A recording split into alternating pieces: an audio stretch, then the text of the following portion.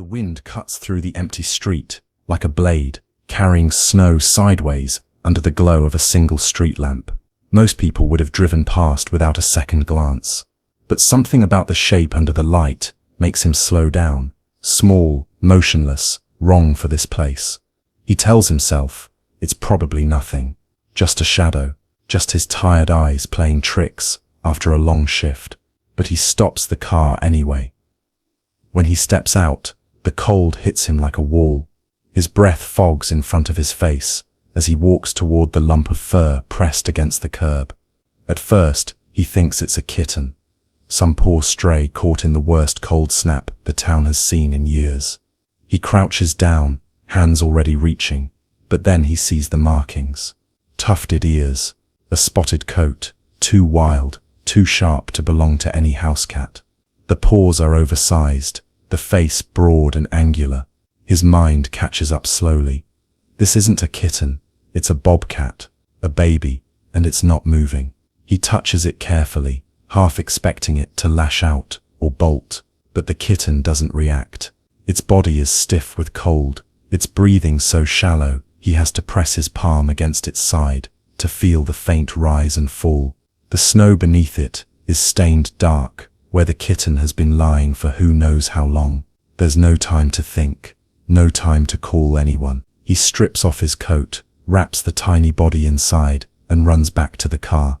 The heater roars to life as he speeds toward home, one hand on the wheel, the other pressed against the bundle in his lap, willing warmth back into the frozen limbs. Inside his house, the world narrows to a single focus. He spreads towels across the kitchen floor, layers heating pads beneath them, and gently lays the bobcat kitten down. Its eyes are closed, its mouth slightly open, and he works quickly, but carefully, warming water bottles, wrapping them in cloth, tucking them around the kitten's body. He knows enough to understand that warming too fast can be just as dangerous as the cold itself, so he waits, he watches, he adjusts the towels every few minutes, checking for signs of life, for any flicker of movement. Hours pass. The clock on the wall ticks past midnight, then 1, then 2. He tells himself, this is temporary. Just get the kitten through the night. In the morning, he'll call a wildlife rescue center. They'll know what to do. They'll take it from here. He's not equipped for this. He never planned for this. But the kitten's breathing is steadier now, and that's enough to keep him awake, keep him hovering, keep him hoving. Somewhere around 3 in the morning, he hears the soft pad of paws on the hardwood floor. He doesn't need to look up to know who it is.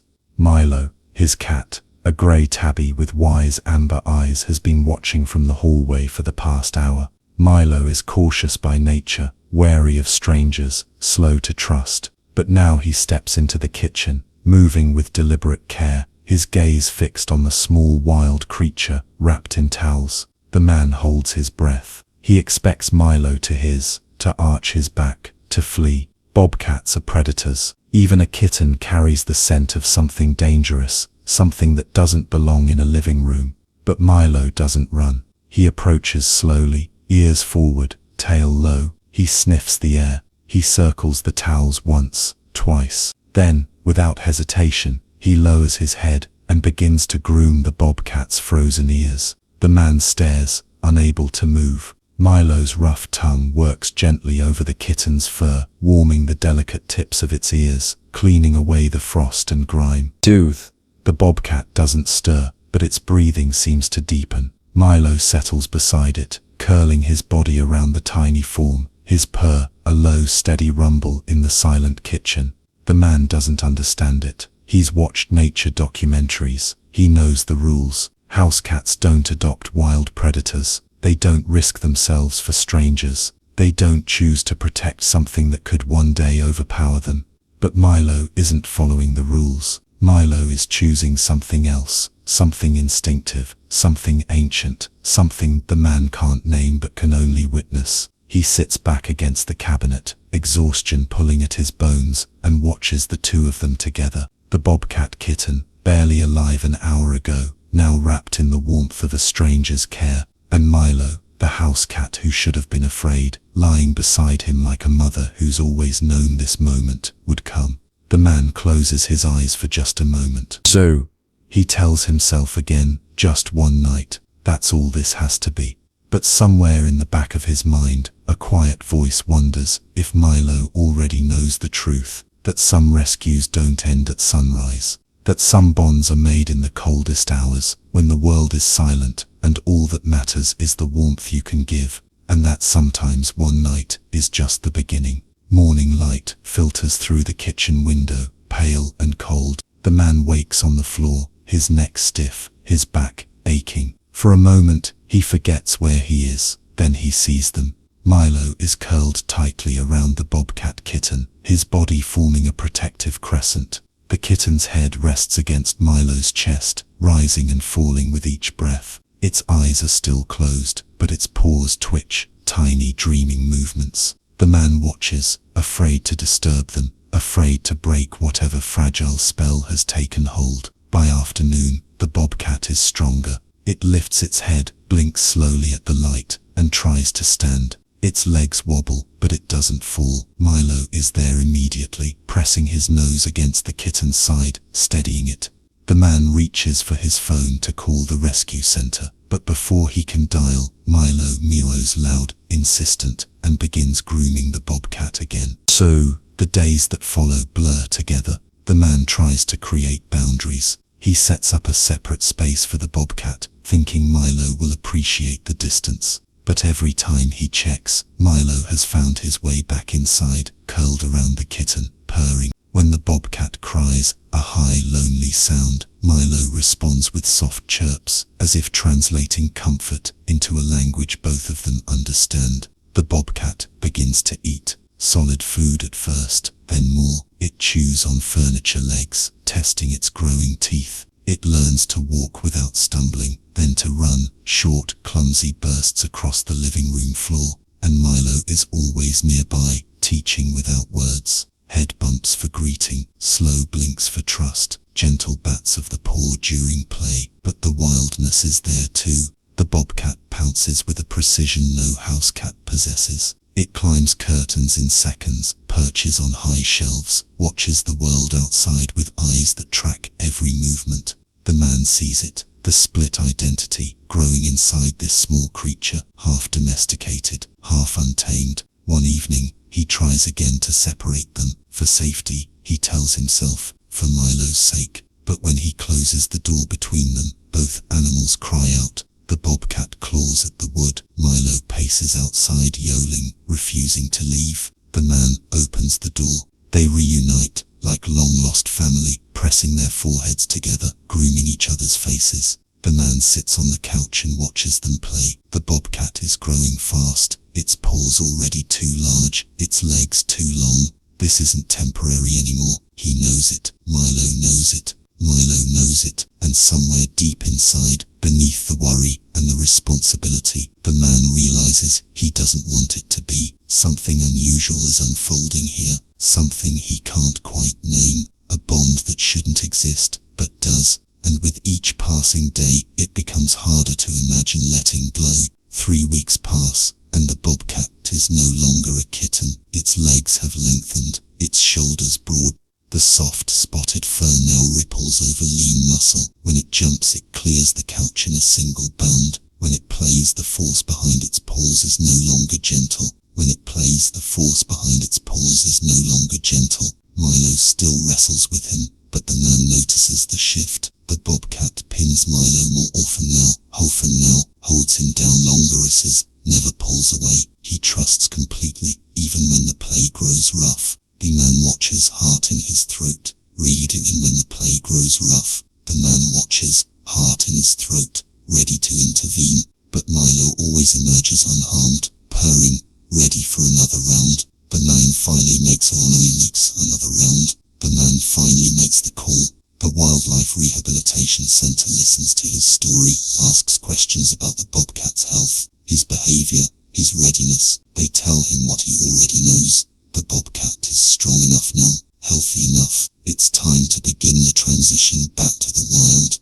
Healthy enough. It's time to begin the transition back to the wild. But how do you explain that to a house cat who's become a father? How do you break a bond that was never supposed to form on?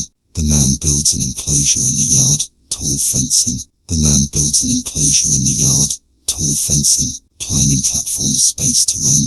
He introduces the bobcat slowly, expecting resistance. Instead, the young cat explores with fearless curiosity. He stalks insects through the grass, scales the platforms in seconds. He stalks insects through the grass, scales the platforms in seconds, lifts his nose to the wind as if reading stories written in the air. This is what he was made for. The man can see it. Yet every evening, when the light fades and the world grows quiet, the bobcat presses against the glass door.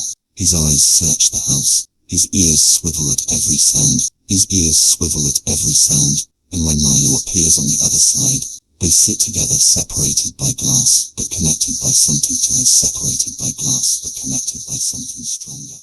The man stands in the doorway watching them. His chest tightens. The bobcat is ready for the wild. But Milo isn't ready to let go. And neither, he realizes, is he.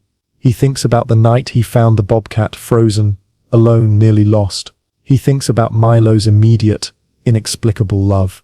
He thinks about all the mornings he woke to find them curled together. All the evenings they played until exhaustion. All the moments that weren't supposed to matter, but did. The wildlife coordinator's words echo in his mind. It's the right thing to do. You've given him a second chance. Now give him his freedom. But freedom has a cost. And as the bobcat grows stronger, more confident, more wild, the weight of that cost grows heavier. The man closes his eyes and makes the decision he's been avoiding.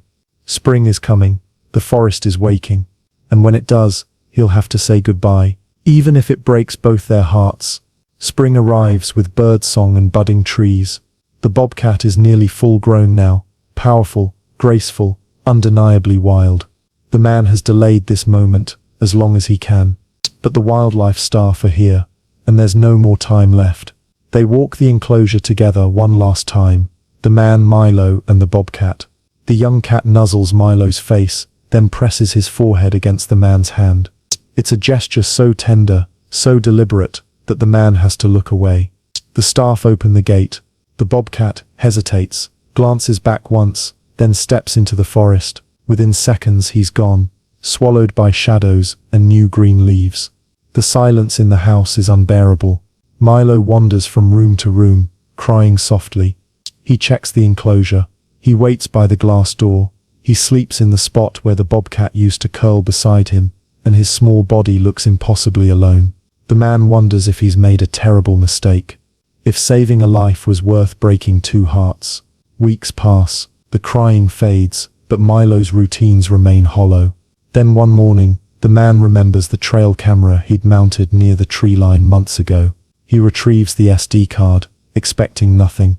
But there on the screen is the bobcat, bigger now, healthier than ever, standing at the edge of the woods. His eyes are fixed on the house, and in the audio, faint but unmistakable, two soft meows, responding to Milo's distant cries from the porch. The man's hands tremble as he opens the back door. Milo is already there, ears forward, waiting. The bobcat doesn't approach fully. He stays at the boundary between wild and home, his posture calm but alert. Milo walks forward slowly, cautiously. They meet in the middle, two noses touching, two breaths mingling in the morning air. For a long moment, they simply exist together. Then the bobcat turns and melts back into the trees, leaving only the whisper of leaves in his wake. The man kneels beside Milo, stroking his grey fur. Milo purrs, not the deep, contented purr of before, but something quieter, something bittersweet. He understands now. The bobcat didn't forget them. He simply grew into what he was always meant to be. The man looks toward the forest, where somewhere beyond the branches, a wild heart beats with the memory of warmth on a frozen night, of a stranger who stopped his car, of a house cat who loved without fear. He stayed only one night, but he left a bond that would last a lifetime.